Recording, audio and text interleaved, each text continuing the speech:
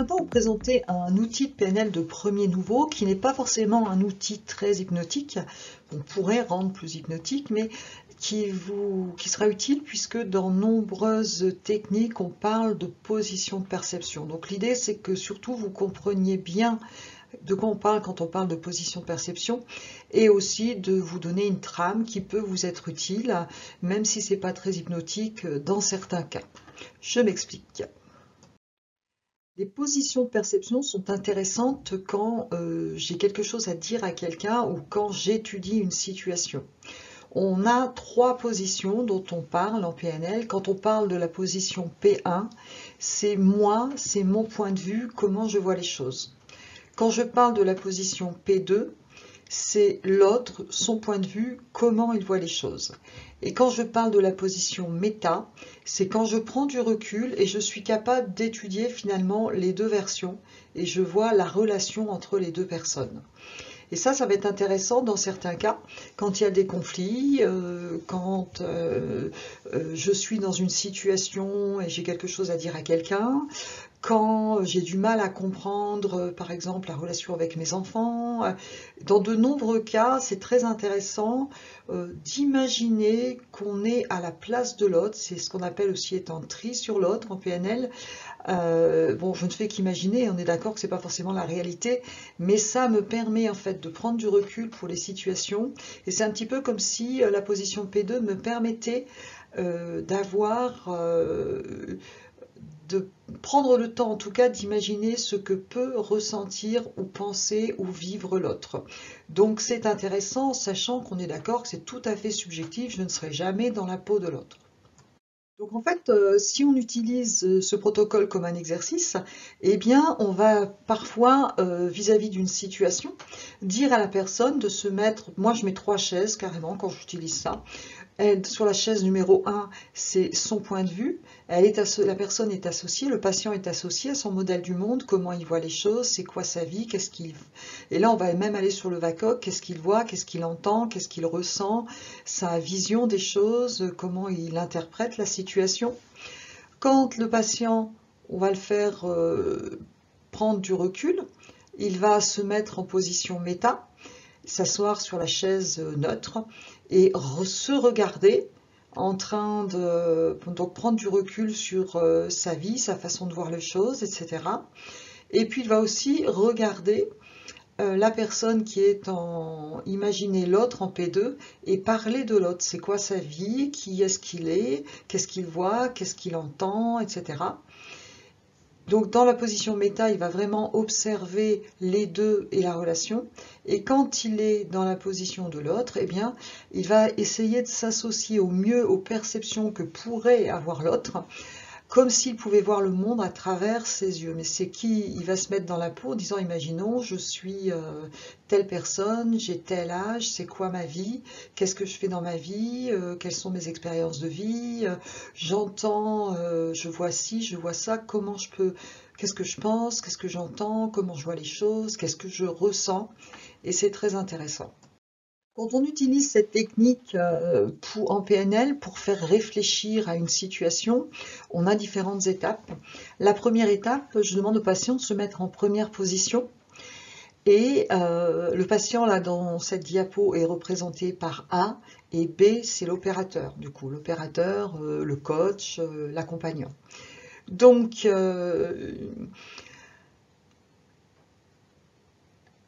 donc le patient explique ce qu'il souhaite dire ou demander à une autre personne. Il explique la situation, il explique ce qu'il voit, ce qu'il entend, etc., etc.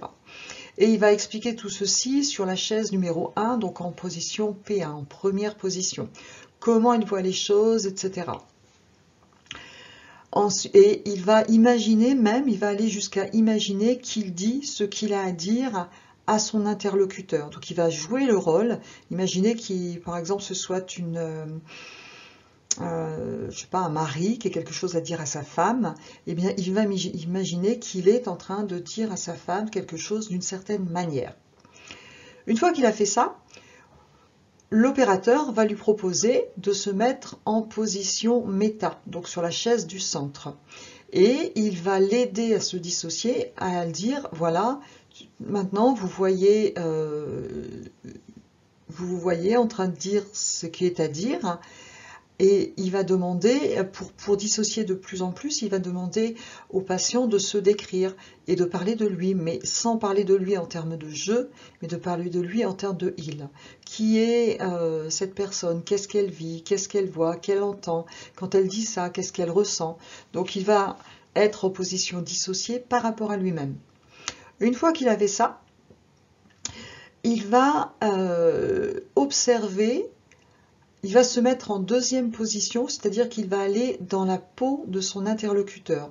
Là, si c'est le cas d'un mari et d'une femme, il va aller dans le peau de sa femme et imaginer qu'il a entendu le message et dire qu'est-ce qu'il pense, qu'est-ce qu'il entend de la situation, qu'est-ce qu'elle vit, c'est qui sa femme.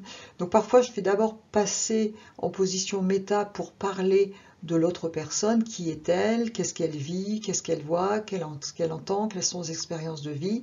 Et ensuite seulement je mets en position 2, donc je mets le patient sur la chaise qui correspond à la position de sa femme, et là je le questionne, qu'elle pense de la situation, qu'est-ce qui est important, quel est son objectif, comment il perçoit la situation, qu'est-ce qu'il ressent, qu'est-ce qu'elle ressent quand elle entend ça. Dans cette position, la personne joue vraiment un rôle, c'est-à-dire qu'elle adopte le nom, le prénom, de sa femme, si c'est dans ce jeu de rôle-là. Elle essaie vraiment de se mettre dans la peau de l'autre. L'objectif, c'est de mettre finalement le patient en contact avec le modèle du monde de son interlocuteur, sans jugement négatif, d'essayer de percevoir le monde à travers les yeux de l'autre, tout simplement. Une fois que j'ai fait ça, eh bien, bien sûr, le questionnement est important, le métamodèle est important pour bien comprendre les points de vue, même si, je le répète, c'est très subjectif, parce que je ne serai jamais dans la peau de l'autre, mais c'est vraiment un exercice où il y a des prises de conscience. J'utilise ça aussi en management d'ailleurs. En management, c'est très très intéressant. Avec mes collaboratrices, j'ai eu l'occasion de faire plusieurs fois, et c'est vraiment, ça permet aux gens de mieux se comprendre et de régler des conflits. Donc ensuite, je mets le patient en position méta et il va regarder, observer, en prenant du recul, qu'est-ce qu'il pense, comment vit la situation l'interlocuteur. Donc si je prends le cas d'un mari et de la femme, sa femme, et je parle à la troisième personne toujours, puisque je parle des deux personnes. Donc il va étudier la posture de sa femme, il va étudier sa propre posture, mais toujours en position méta, la relation, qu'est-ce qui se joue entre les deux, et il y a souvent des prises de conscience à ce niveau-là. Une fois que j'ai fait ça, je demande à nouveau au patient de se mettre en première position, donc sur sa chaise, et de trouver une formulation améliorée ou pas, si c'était très bien dès le départ, pour dire ce qu'il a à dire. Souvent, la perception a évolué et la personne ne va pas dire les choses de la même manière. Et puis, éventuellement, il repasse ensuite en position, il va dire sa nouvelle formulation, puis il peut repasser dans la position de sa femme, donc sur la position P2, et recevoir le message et voir comment elle le reçoit. Est-ce que le fait qu'il ait ajusté son message change les choses? Et puis on peut faire ça, des allers-retours plusieurs fois. Donc ce qui est intéressant dans cette technique, c'est vraiment la notion de je me mets dans la peau de l'autre et je prends du temps pour essayer de connaître l'impact que peuvent avoir mes propos sur l'autre. On peut faire ça par exemple aussi avec des parents et enfants. Parfois, en tant que parent, en voulant le bien de l'enfant, on peut être un peu tortionnaire aussi. Donc, c'est intéressant. Aussi, ça peut être intéressant avec des ados de se mettre dans la peau des parents. Donc, c'est un exercice qui n'est pas hypnotique pour le coup, mais qui est intéressant. Donc, je vous le donne, d'autant plus que dans les différentes techniques beaucoup plus avancées, comme la réempreinte ou la restructuration des histoires de vie, on veut un peu utiliser cette technique puisqu'on va jouer le rôle de l'autre et se mettre dans la peau de l'autre. Donc, à utiliser, je ne sais pas si je vous mettrai une démo sur cette technique, je vous en mettrai certainement une, mais pas tout de suite. C'est surtout la compréhension qui m'intéresse pour ce protocole. À vous de jouer, à vous de tester, si vous en avez envie, en cabinet, ça se fait très très bien. Pour synthétiser un petit schéma global, 1, je parle du message à passer et je me mets sur la position 1. Ensuite, en 2, je mets le patient en position 2 qui s'auto-observe en position méta. Puis, il va aussi observer l'autre, parler de l'autre, l'interlocuteur en position méta. Ensuite, il va aller se mettre dans la peau de l'autre, c'est le 3. Jouer le rôle de l'autre, imaginer comment il reçoit le message, comment il voit la situation.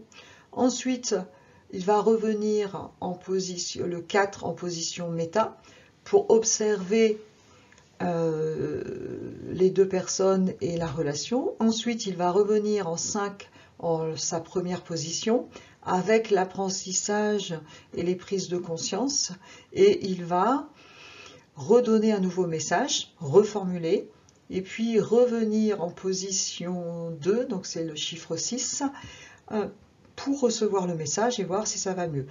Sachant que quand même, de toute façon, c'est complètement libre, ça c'est un plan un petit peu, l'idée c'est de passer de position en position, et bien entendu, vous faites ce que vous voulez, et vous pouvez utiliser les chaises pour faire ça, et vous pouvez bien entendu ne pas suivre forcément ces étapes, mais l'idée c'est en tout cas d'être à un moment ou un autre dans chaque position. Voilà. Donc, à vous de jouer, si vous avez envie de tester cet outil, il est très intéressant.